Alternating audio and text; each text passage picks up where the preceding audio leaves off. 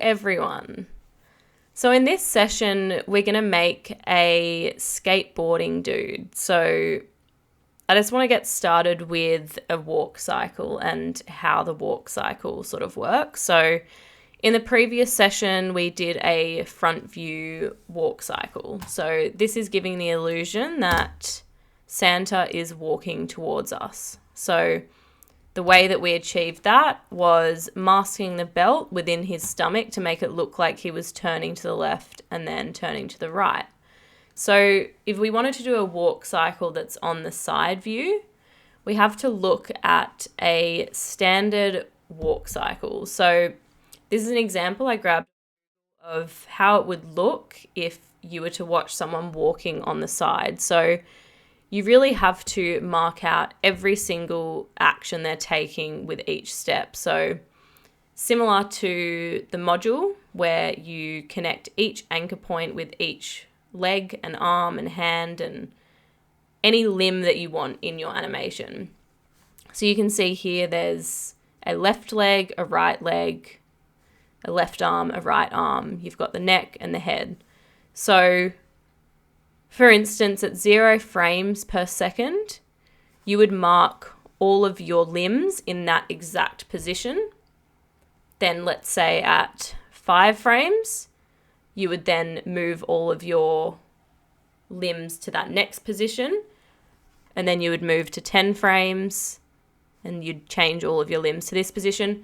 And over time, once you've done all those different positions, you would click play and you would get that animated walk cycle. So you can do this with anything. If you wanted to do somebody dancing, perhaps you could actually take a video of somebody dancing and then pop it into After Effects, completely slow it down, and you can mark up every single position that that person is making. And you can, of course, get extremely detailed. You could do 20 movements in a second. You could do 5 movements in a second. It just really depends how fluent and realistic you want it and how much time you want to spend on it.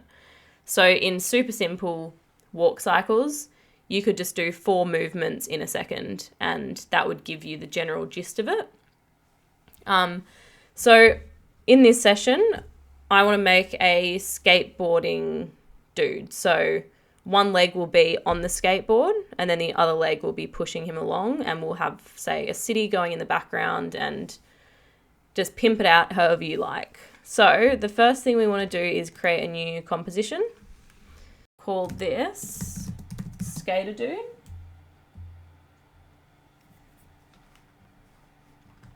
.800 by 800 is fine, duration 3 seconds. And then we want to create a rounded rectangle for his body. And you can see this is pink, as that will be his head. You can make it whatever color you like. You can make it maybe an edamame bean if that's what you're into. You can make it an ellipse. So let's say we were to make it a edamame bean. You can create something like this.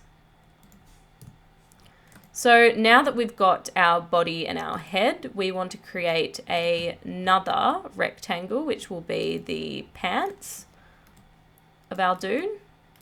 Just create a blue color for the pants. And then we want to mask this blue within our background, which is our body. So I just want to duplicate this shape layer 1, bring it to the top, and then apply a track matte. So let's rename this to get the habit working, because we want to always rename our layers, because once it gets extremely busy, it will help us. So let's call that jeans. We'll call this jeans mask.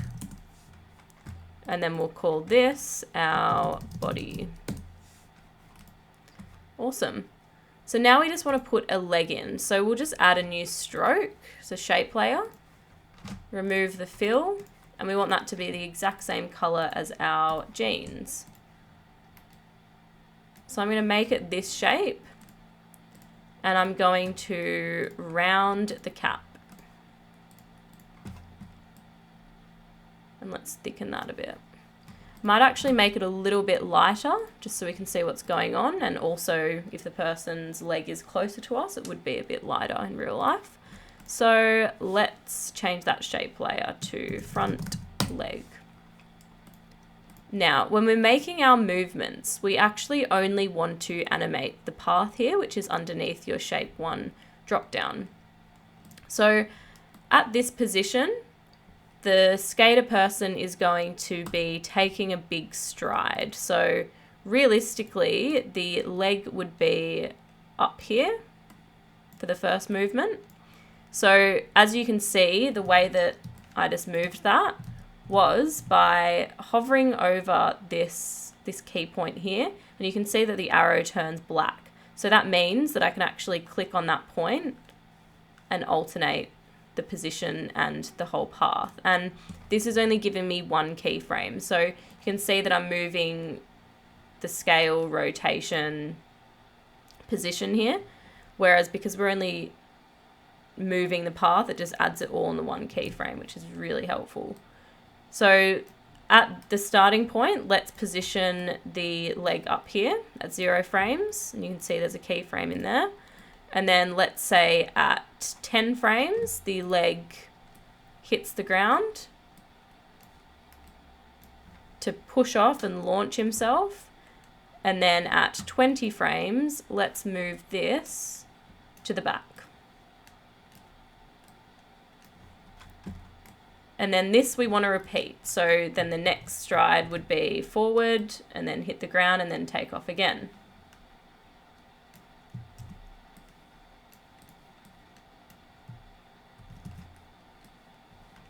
So you can see that we've got this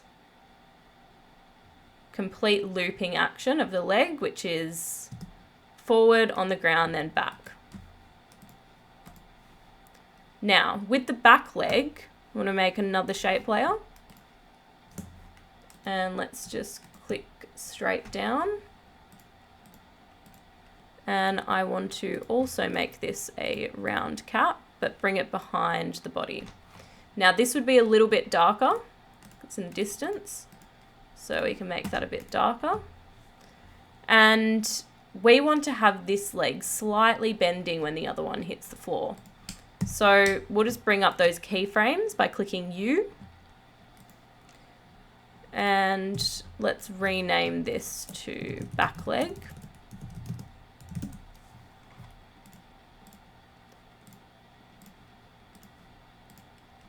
Now drop down the path settings. So we've got our path in place here.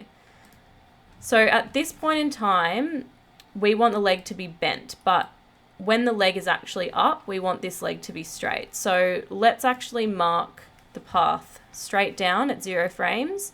And then when the leg gets to 10 frames, we want to slightly bend it. So if we just click on this path here, you can see that when you hover your pen over the path, it comes up with a little plus. So we can actually add in an here, which means that we can just create another movement. So because this is actually bending in a sharp way, I want to convert that point. So you can convert that by dropping down the pen and selecting convert vertex. So if I then go on to here, you can see that it's given me a curve, which is great. So now if I go and change this path, you can see that it's actually bending smoothly and it's not sharp. So let's just bend that at that point when the dude has hit the ground. And then when the leg is up, I think it should still be bent. And then when the leg comes to the front, it should be straight again. So we just copy in the exact same positions.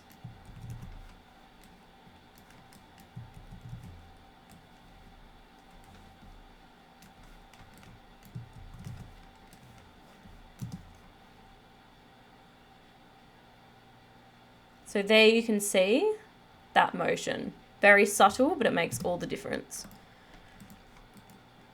So now we want to put in an arm. So let's create another stroke for the arm and we'll color this pink. So let's put it in this position here. make it a bit thinner. And change the stroke to a round cap. So if we want to match the position so as if someone's arm was following through with the leg to give him a bit more oomph, we drop this down, click on the path, and let's put in a position here. At this point, we want the arm to kind of go back a bit as if the guy is pushing off with his arm as well. And at this point, we want the arm a little bit more forward.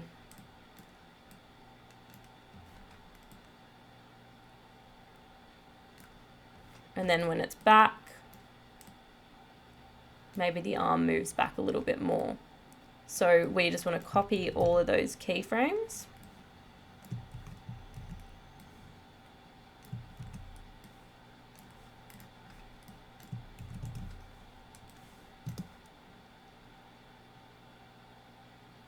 You can always adjust this to whatever you like. His arms can be waving in the air. This could actually be a dancing dude as well. He could be in the middle of the dance floor. You could have flashing lights, a disco ball. Just get the creative juices flowing. And just change that to make it a little bit lighter.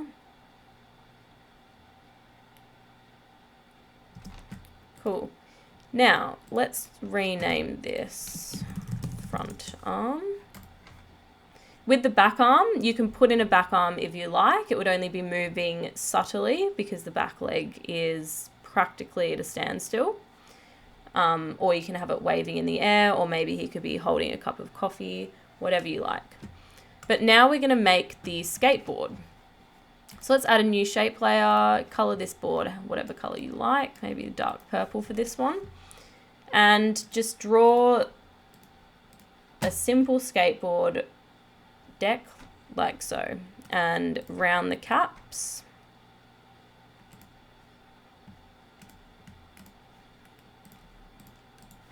Rename. Call this skateboard deck. And we'll bring that behind the back leg. And let's move the anchor point. Now, at the point in time when the person is actually launching off and this leg is bending, we want to make the skateboard go a little bit down so it's a tiny bit bendy. So with our shape here, we can actually add in another anchor point or a vertex as we did before. So you can actually just add in another point here. And that way we can adjust our path to bend down slightly. So let's mark in the keyframe here. Let's add in a vertex. Bend that down. And then at this point, we want our path straight. So we're going to copy that so it's still going to be at that point. And then when the leg goes back up, we want the skateboard to go straight again.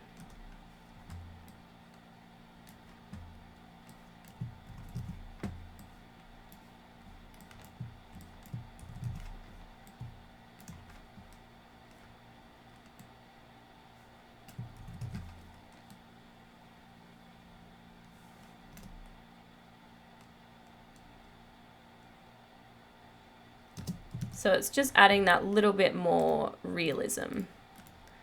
So now that we've got our deck, we want to add some wheels. So let's add a new shape layer. This can be a rounded rectangle, and we can make these wheels white, and let's make them 10. And make them a little bit more square. And move the anchor point to the center. Now we want to add in a rotation here of 0, the first frame. And then at the end, we want to add in -3, which actually means the wheel is moving anti-clockwise 3 times 360 degrees. Make that stroke a bit thicker. And then once you've got that in, we want to duplicate that across. And then we want to duplicate these again, put them behind the deck, and make the color a little bit darker. So then we've got in 4 wheels.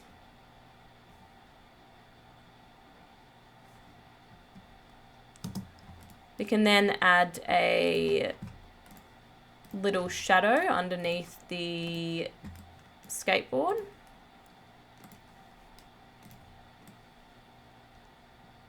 And again, depends what color you want your road. So let's just go a little bit crazy and do a green road. And again, rename all of your layers. So I won't bore you naming all of mine, but definitely get into the habit. And let's add in a fluoro background.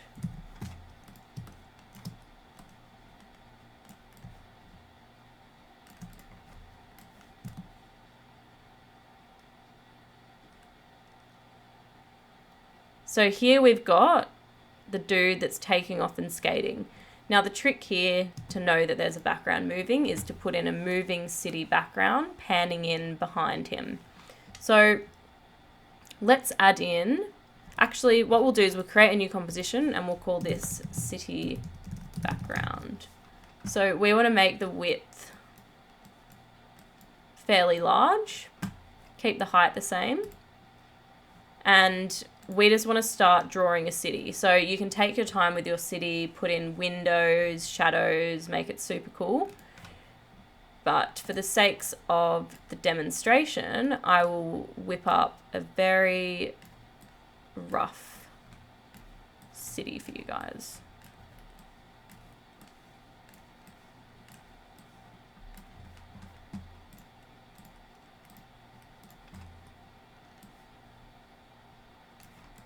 So there's your buildings. We want to duplicate this 3 times. And then we're going to have to extend the width so they all fit in.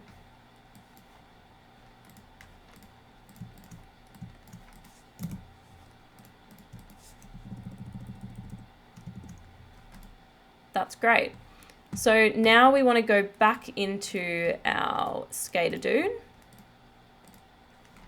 and we want to put in our city background.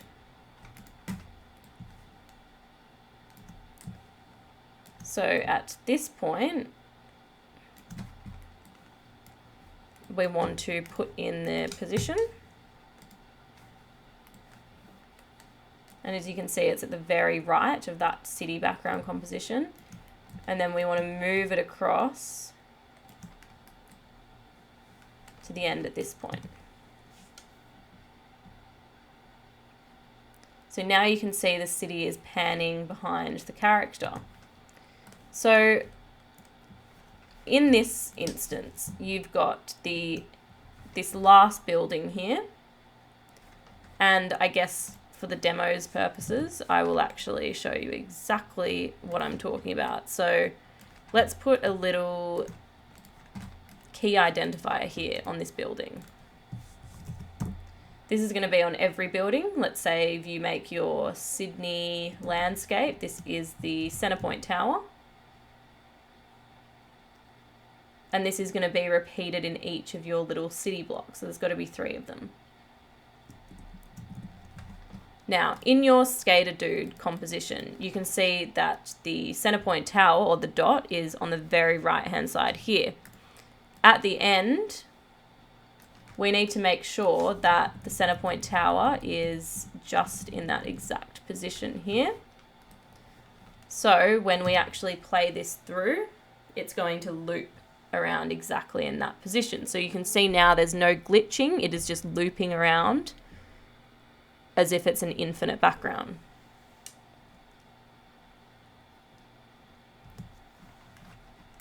Now you can mask some city into the glasses as well. So if you make a separate composition with glasses, like so, you can actually mask your city into the glasses as a pre-composition, and then you can put those glasses onto your skater dude's face, and it'll be like your skater dude is looking at your city. Just like so.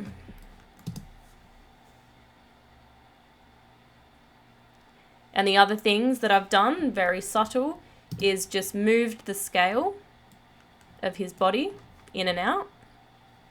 So in my body here, see the position and scale is subtly moving. So as his leg bends, the body subtly goes down and the scale of the body comes in a little bit.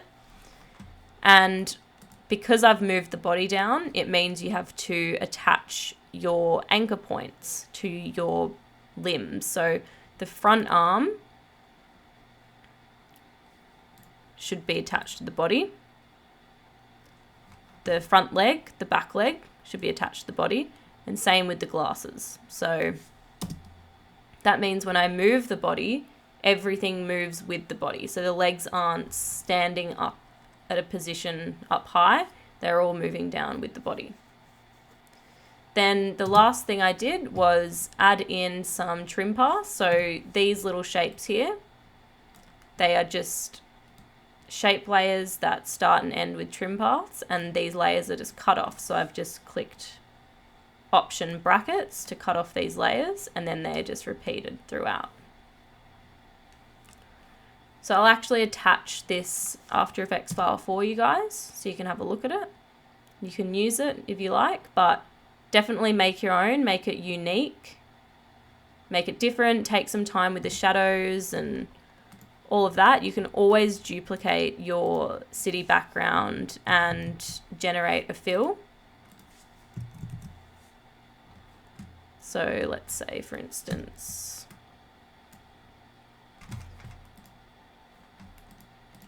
we've got a fill on that and we want to change the color slightly to add more city. That's something you can do.